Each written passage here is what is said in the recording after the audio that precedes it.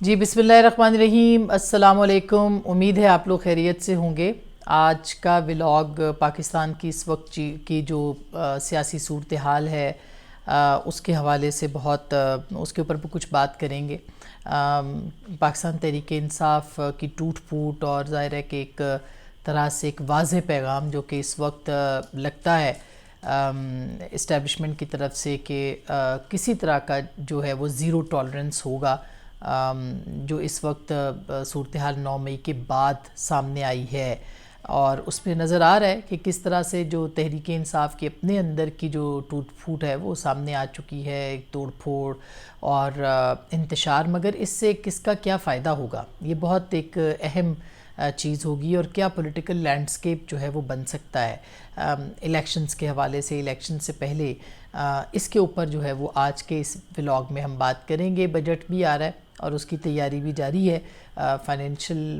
جو مشکلات ہیں وہ اپنی جگہ پہ ہیں، لیکن ایسے لگتا ہے کہ ایک پوری جو پاکستان کی خارجہ پالیسی اور جو معاشی پالیسی ہے اس کے حوالے سے ایک واضح ایجنڈا بہرحال جو ہے وہ موجود ہے، اور مستقبل میں بھی اسی پالیسی کو، جو بھی ایران کے ساتھ تعلقات ہیں جس میں کہ بارٹر سسٹم کی بات ہو رہی ہے، اور آپ کی نظر سے یہ خبر گزری ہوگی، یا پھر یہ ہے کہ رشیا کے ساتھ تعلقات ہیں کہ جس میں کہ وہ کروڈ آئل کی بات ہو رہی ہے یا تیل کی بات ہو رہی ہے، اور اسی طرح سے جو دیگر ریجنل فورسز ہیں ان کے ساتھ، خاص کر کے سی پیک کے معاملات کے اوپر بھی، تو وہ ایک پراپر ڈائریکشن جسے کہنا چاہیے وہ نظر آتی ہے موجودہ ایک سیٹ اپ کے اندر، ایک پالیسی لیول کے اوپر، اور ایک ٹریڈ پالیسی بھی اب کہا جا رہا ہے کہ بہت جلد منظر عام پر ہوگی، اور ایک ایسی پالیسی ہوگی جس پہ آنے والی کوئی بھی حکومت ہوگی اس کو فالو کرنا ہوگا۔ یہ ایک بہت ہی اہم بات ہے، یعنی گارنٹیز جو ہیں اس کی وہ کون لے رہا ہے، کون دے رہا ہے۔ ظاہر ہے کہ اس میں بڑا سٹیک ہولڈر جو ہے وہ اسٹیبلشمنٹ ہے، اور اسٹیبلشمنٹ جو کہ مستقل رہتی ہے، اور پاکستان کی جو پاور پالیٹکس ہے اس کے اندر بھی ان کا ایک اپنا ایک اہم کردار ہے۔ تو اس کے اوپر بہت دلچسپ جو حقائق ہیں وہ اب سامنے آ رہے ہیں۔ ہیونگ سیڈ دیٹ، جو پاکستان کا سیاسی منظرنامہ ہے اس کے اوپر ابھی بات کرتے ہیں، اور تھوڑا سا شروع میں اس بات کے اوپر بھی کہ جبران ناصر کی ان کا جو اغوا ہوا ہے یا ان کا لاپتہ ہونا ہے، یہ ایک بہت اہم بات ہے، یہ بہت تشویشناک بات ہے، یہ بہت افسوسناک بات ہے، اور اس کے اوپر جو ہے وہ اب ان کی ایف آئی آر تو درج ہو گئی ہے، مگر ان کی اہلیہ جو منشا پاشا ہیں، جن کی آپ نے سنی ہوگی، ان کا ویڈیو پیغام آپ نے سنا ہوگا جس طرح سے وہ بتا رہی ہیں کہ رات گئے ان کے شوہر یعنی جبران ناصر، جو کہ ایک ہیومن رائٹس ایکٹیوسٹ بھی ہیں، لائر بھی ہیں، اور ایک بڑا نام بھی ہیں، ہمیشہ لوگوں کی آواز بنتے ہیں، پسے ہوئے لوگوں کی آواز بنتے ہیں، دبے ہوئے لوگوں کی آواز بنتے ہیں۔ اور حال ہی میں دعا زہرا کا جو کیس ہے، ایک بچی جو کہ ورغلا کے، جسے کہ ایک چنگل میں جسے پھنس گئی تھی، یہ ایک بہت ہی پاکستان کی تاریخ کا ایک اہم کیس ہے، وہ بھی جبران ناصر کی کوششوں اور ان کے جو ایفرٹس ہے اس کے بطور وکیل ہیومن رائٹس ایکٹیوسٹ، اس کے بعد جو ہے وہ ان کی رہائی عمل میں جو ہے آئی تھی دعا زہرا کی، اور اس کا کریڈٹ جو ہے وہ بہت زیادہ جاتا ہے جبران ناصر کو۔ اس کے علاوہ بھی پاکستان کے اندر آزادی اظہار کی بات ہو یا ہیومن رائٹس کی بات ہو، ہمیشہ پہلے نمبر پہ وہ رہے ہیں، اب پہلی صف میں کھڑے ہوتے ہیں آواز بلند کرنے والوں کی۔ الیکشن بھی لڑ چکے ہیں، ایک پولیٹیکل ایکٹیوسٹ بھی ہیں وہ اس وقت، تو ان کا اغوا ہونا اس طرح سے یہ بہت ہی تشویشناک بات ہے۔ جو بھی اس کے اندر ملوث ہے، جو بھی اس کے اندر ملوث ہے، ان کی اہلیہ اور ان کے تمام دوست جو ہیں وہ انگلیاں اٹھا رہے ہیں اسٹیبلشمنٹ کے حوالے سے، لیکن اگر اس میں اسٹیبلشمنٹ ملوث ہے تو یہ نہیں ہونا چاہیے، اور جو ماضی کی غلطیاں ہیں ان سے ضرور سیکھنا چاہیے، کیونکہ ابھی تک یہی بات کہی جا رہی ہے کہ جو موجودہ اسٹیبلشمنٹ ہے یہ ماضی کی اسٹیبلشمنٹ سے مختلف ہے۔ تو اللہ کرے کہ یہ ساری چیزیں غلط ہوں، اور اللہ کرے کہ وہ جلد بازیاب ہوں، اور اس میں حکومت کو اور خاص کر کے حکومت سندھ کو اپنا ضرور کردار ادا کرنا چاہیے کہ کون ہے، اور اس معاملے کے اوپر مرتضیٰ وہاب صاحب کی بھی میں نے گفتگو سنی کہ معاملات جو ہیں ان کو دیکھا جا رہا ہے، لیکن بات تبھی ہوگی جب جو ہیں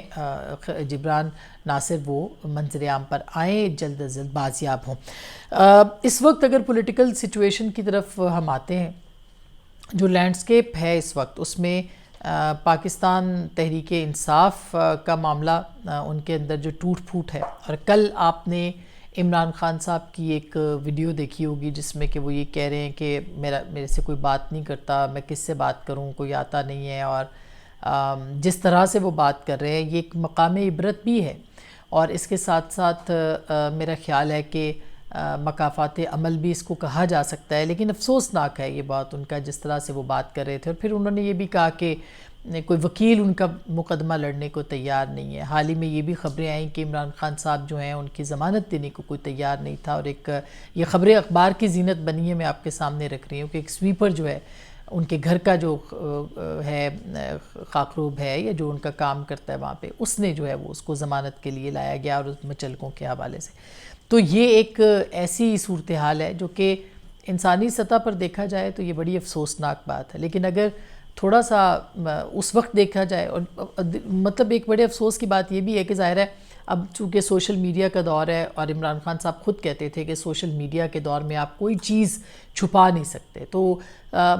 وہ جو پرانی ویڈیوز ہیں عمران خان صاحب کی اب وہ منظر عام پر جو ہے وہ آ رہی ہیں، اور آپ نے دیکھا ہوگا کہ وہ ایسے منظر عام پر آئی ہیں کہ وہ میں جو واشنگٹن میں ان کا خطاب ہے کہ میں جاؤں گا، جاتا ہی جو ہے وہ جیل میں سے اے سی اتروا دوں گا، میں وہاں سے ٹیلی ویژن اٹھوا دوں گا، اور میں ان کو بتاؤں گا، اور پھر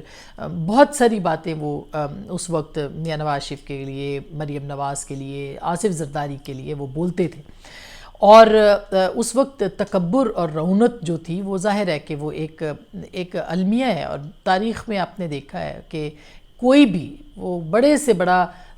حکمران ہو، لیکن جو اللہ کی ذات ہے وہ ایک بہت اس کا اپنا ایک نظام ہے، اس سے بڑا کوئی نہیں ہے، پروردگار قادر مطلق ہے، تو کبھی بھی ایسا بڑا بول جو ہے وہ نہیں بولنا چاہیے۔ اور آج اگر یہ حالات یہاں پہ ہیں، اور پھر ساتھ میں انہوں نے یہ بھی کہا کہ میں پیپلز پارٹی اور پی ایم ایل این سے کہتا ہوں کہ وہ زیادہ خوش نہ ہوں، یہ اسٹیبلشمنٹ کسی کی نہیں، میں 27 سال سے اس کو جانتا ہوں، تو وہ تو پہلے سے سمجھتے ہیں میرا خیال ہے، اور انہوں نے تاریخ سے سبق حاصل کیے، جس کے بعد انہوں نے ایک دوسرے کے ساتھ بات چیت کی اور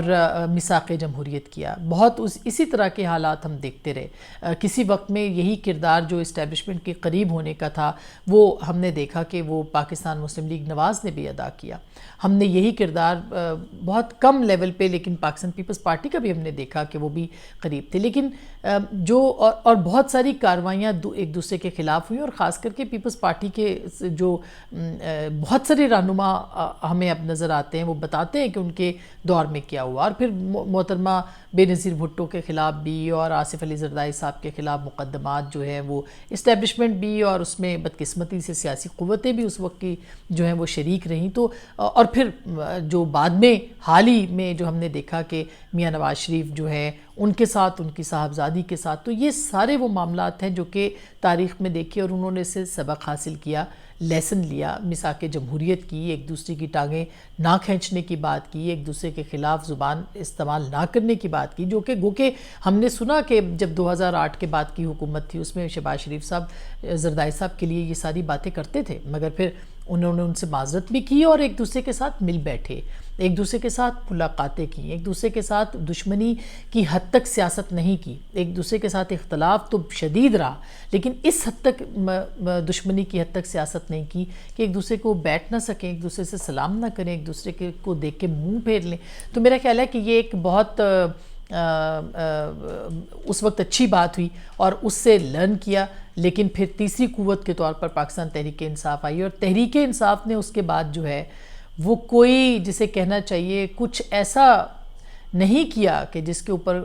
دونوں جماعتیں اب جو ہیں وہ یہ سوچیں کہ عمران خان صاحب کو تنہائی سے بچایا جائے یا ان کے ساتھ جو ہے وہ بات چیت کی جائے۔ جو پولیٹیکل طاقت تھی وہ جس طرح سے عمران خان صاحب کو دی گئی بالکل اسی طرح سے وہ اب جو ہے وہ ختم ہو رہی ہے۔ اور کل رات آپ نے دیکھا پرویز خٹک صاحب جو پاکستان تحریک انصاف کے بہت شروع کے لوگوں میں سے، پہلے ان سے پیپلز پارٹی میں بھی رہے، مگر جو تحریک انصاف بطور جماعت جب ایکٹیو ہوئی ہے پالیٹکس کے اندر اور اس کا ایک نام بننا شروع ہوا 2011 کے بعد، تو وہ پہلے وزیر اعلیٰ بھی رہے خیبر پختونخوا کے، اور ان کی پرفارمنس پچھلے وزیر اعلیٰ سے محمود خان صاحب سے تو بہت بہتر رہی، اور ایک پولیٹیکل نام تھا، ایک پولیٹیکل خاندان تھا، اور ان کا ایک وہ ان لوگوں میں شامل تھے جو کہ عمران خان صاحب کو بہت ساری باتیں جو ہے وہ سمجھاتے تھے۔ جہانگیر ترین صاحب تھے، اسد، یہ سب وہ لوگ تھے جو کہ پولیٹیکل ایک ان کا ایک اپنا ایک حلقہ تھا اور اثر و رسوخ تھا، اور ان کی اپنے جو ورکرز تھے ان کے اندر بھی ایک پہچان تھی۔ تو کل پرویز خٹک صاحب نے سیاست چھوڑنے، اپنے عہدے کو چھوڑنے کی بات کی ہے، ابھی سیاست نہیں چھوڑی ہے۔ اسی طرح سے اسد کیسر صاحب بھی، یہ سب لوگ اب سنائے کہ جہانگیر ترین صاحب کے ساتھ ان کے دوبارہ سے رابطے ہیں، اور جہانگیر ترین صاحب خود جو ہیں، آپ جہانگیر ترین صاحب کو دیکھیے کہ عمران خان صاحب کو انہوں نے ایک پوری پارٹی جو ہے وہ کھڑی کر کے دی، کچھ غلط کیا کچھ صحیح کیا، مگر بہرحال انہوں نے کوئی ایسی چیز اپنی مخالفت کے دور میں بھی عمران خان صاحب کے خلاف نہیں کی جو کہ